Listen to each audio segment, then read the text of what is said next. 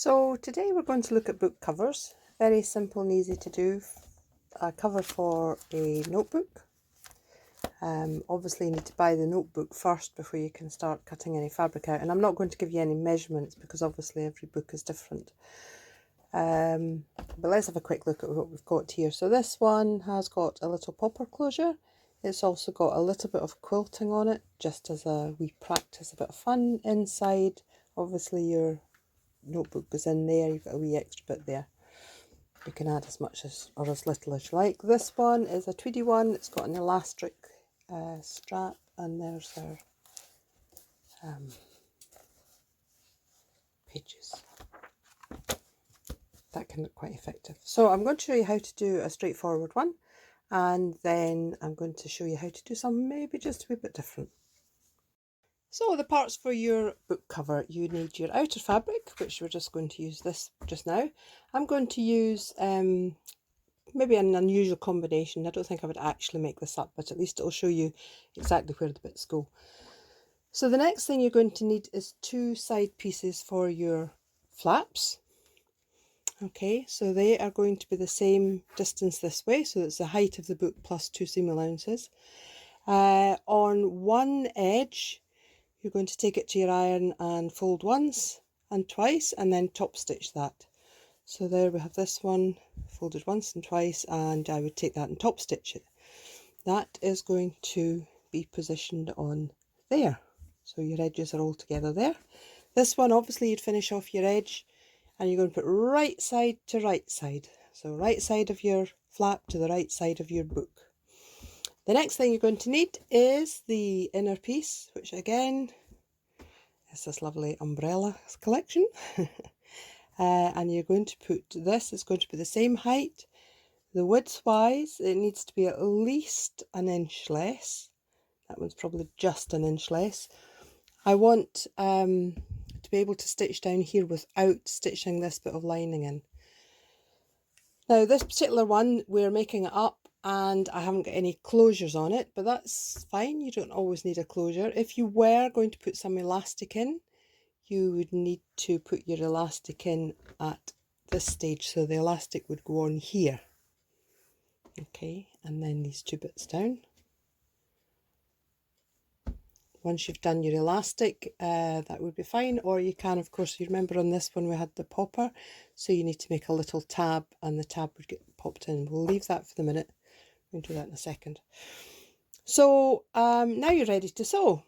And all you need to do is you're going to sew all the way around, whatever your seam allowance was. I don't mind whether it's ½ inch or 5/8 if you're used to dressmaking, or 1/4 inch if you want to be really mean with your fabric, doesn't matter.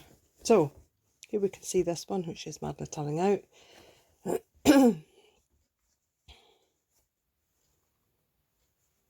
we go.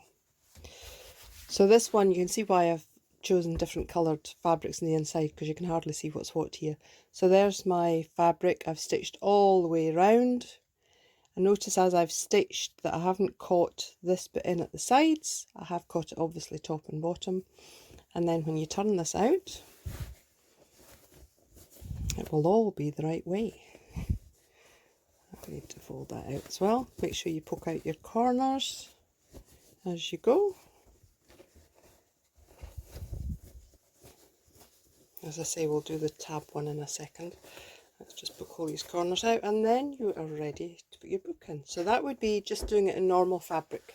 That's the principle. So the next thing I want to show you is how to do it if you're going to do a little bit of quilting, if you want to put a tab on it, or if we want to do a wee bitty patchwork on it.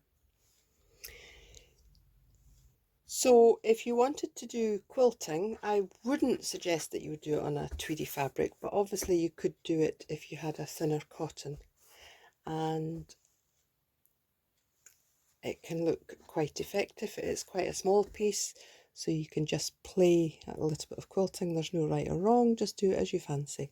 So getting together the bits we need for our cover. So I've got this piece of fabric, which is going to be my outer. I've used a batting fabric on the inside, and you notice I've stitched some diagonal lines. You can do straight lines, you can do squiggly lines, you can do whatever you fancy. Quite a thin batting. I don't want it to be, you know, great big high loft bouncy cover. So that's my cover. You notice on this one, this is the blue one that we had, I've done sort of wavy lines. I've just kind of wandered up and down. I haven't just gone up and down as I fancied. I have done other things in here, which will, if we ignore that just now, and just if you do wavy lines like that, use your ordinary foot. You don't need to do anything different other than move your fabric around. So we've got our outer. I've now got my 2 flat pieces. So I have a right and a left. There's my finished edge that I've already stitched. I say right and left because obviously you've got to have the pattern going the right way up. So one seam is finished here and one seam's finished here, and the raw edges are either opposite sides. Different width, no reason why they're the same. The reason I did them different is because that was the bit of fabric I had. Then we have our lining piece, which is this one. Pretty fabric. You're not actually going to see it, but that's going to go in as your lining. And then the final bit is our tab. So that's what our tab is going to look like when we've stitched. To get there, remember how if you want your tab finished about 1 inch, you would need to cut it 4 inches, fold it in half, and then take your 2 edges into the middle and press again. Now, one end you can leave open because that's actually going to go in the seam. The other end, however, you need to finish, and when it's finished it's going to be like that. We will top stitch that. So to get there, you notice I folded the 2 bits into the middle, and then I folded this down, and then I've just tucked the corner in. See how I've just tucked it in that side, and the same this side. And then when you fold these together, you won't get bits sticking out here, because if that's like that, sometimes what can happen is you get a wee bit sticking out. So just tuck it in. So I'm going to top stitch round that. So this is going to be just a square tab. So we're going to put our popper now on our tab. So it's probably longer than I need it to be, but that's fine. I can always reduce that. I've stitched round to make it nice and secure. The poppers that I bought, you get quite a selection. They're very reasonably priced. You'll find them on the internet. So I'm going to use these blue ones. I think they would work quite nicely. You need 2 of the nice button heads, and then the other 2 components have to be the 2 different ones. And the way that we put it together is you can, if you wish, measure it up on the table to find the middle, or you can just eyeball it. There is a wee tool here that you can poke through to make the hole, so that's going to go through like that, and then we select that to go on top. There are instructions with your kit, and we're going to put the cup on there like that. Okay, and now just squeeze. Don't have to do it very hard. That's it. There we are. One done. That's one side. So next thing I'm going to do is to pop the tab in. So the tab is going to go on the back of the cover. So I've marked the middle with a pin. So I've measured and marked. And now I've got my tab ready. And I want to put the right side of the tab, the one nice button edge, down like so. And I've decided that that's about the length I need because my book is not very thick. Remember I said to you that it depends on your book. I can't give you measurements. So I'm going to take that pin out. I'm going to put a pin in there. And just to make sure that that stays in nice and straight, I'm going to stitch that across there.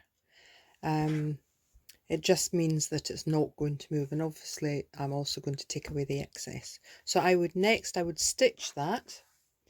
Then the next thing we're going to do is get these pieces. So make sure that we've got them the right way up, and that is going to go on like that. So it's right side to right side, And this one again, make sure it's the right way up, right side to right side. And then this piece, and again, right side to right side. And that goes on like so. So you're now going to take this and stitch. You're going to stitch all the way around. All stitched round your corners, trim away excess fabric where you can. You notice too that it doesn't matter that the lining is not absolutely in the middle, that's fine, because what actually happened was I needed to reduce the size a little bit. That's why it's always good to make it slightly bigger. So all trimmed up, now ready to turn it out.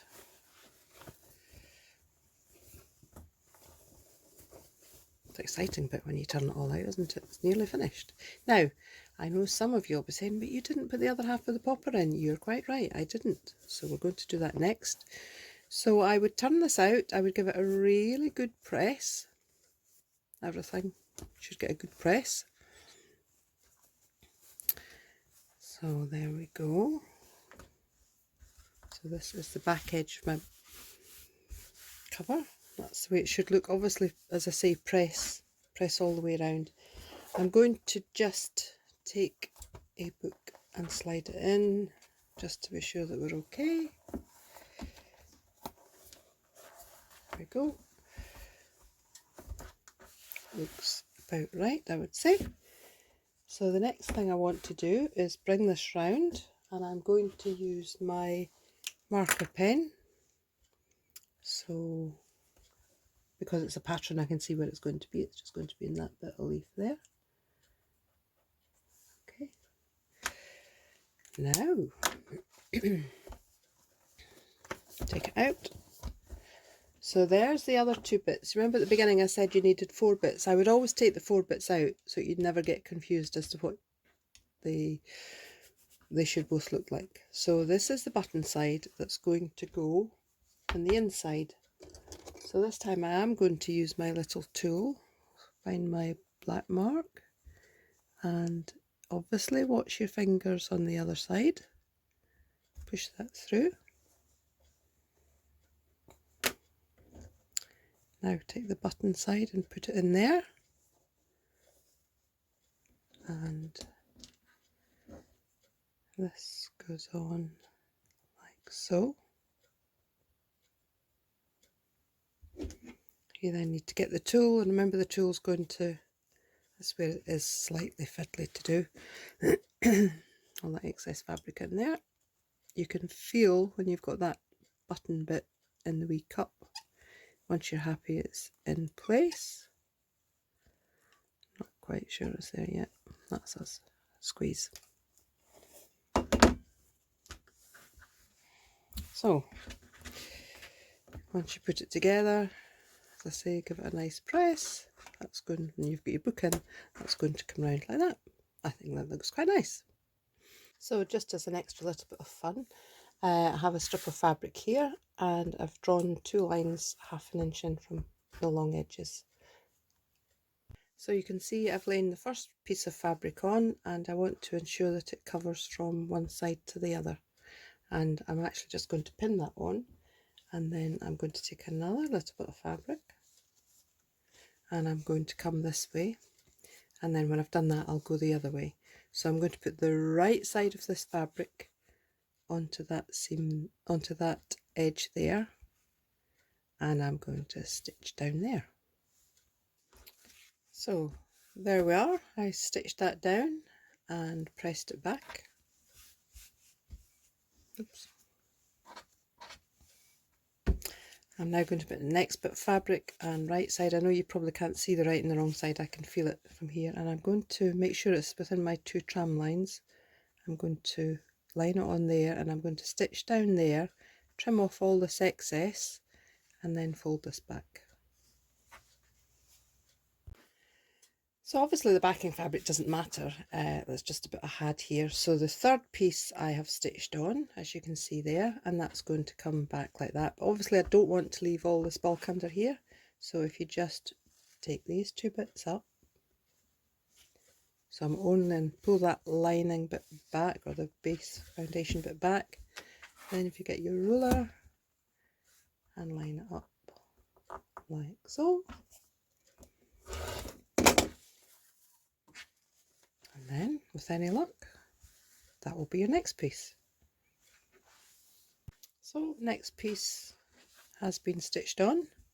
So I'm now going to pick this up because I want to trim off some of that surplus. Make sure the foundation is away. Get my ruler, line it up, cut the surplus off, and then press. So there we are, I've got all the way to the bottom and I've trimmed that straight across. And now ready to go back to the middle bit, and I'm going to put my next piece on. So when you're positioning these bits, and they can just be random scraps of fabric, these are the ones I've got here were just squares that I had. Make sure that when you, if I show you, so if I was to stitch it there and flick that back, you see how I've got a gap there. I don't want a gap there. I want my sewing to come all the way to the line, so I just need to be sure that it's up to there. And then when I flick that back, I'm covering both lines. So I'll continue to the end now. So that's me, I've put my last piece on, folded this bit back, cut the excess off, and now I've cut down the, oops, but there needs to come off, cut it straight with my backing fabric. There's little bits there that haven't got any fabric on. That's absolutely fine, because that's, remember the two lines I drew, my 2 1/2 inches, so my 1/2 inch lines are still covered, so that's all good. Now let's wait for the next bit. Now for the next bit, this is my piece of wadding I'm going to use for my book cover. Just going to put the book under there. I want to position this in the right place. Obviously, well, you could have it going round the spine of the book if you wanted. I am going to have it, so I've got about 1/2 inch for a seam allowance. I want maybe about 1 inch, so I want to have it about there. So I'm going to position this on here. Make sure it's lying straight. Now, you can pin. I want to just do top and bottom. What I'm actually going to do now is maybe just a little bit of top stitching on here. So I'm going to top stitch it through this fabric and through the wadding. So there we are. Hopefully you can see I've just done a little top stitch on every other one, both sides of every other one. Now what I'm going to do is I'm going to take my fabric for the rest of the book cover, and I'm going to line it so that the edges are straight here. The right side is down. Oh, I need to go a little bit further up. About there probably. And I'm going to pin that down there and then flick it over.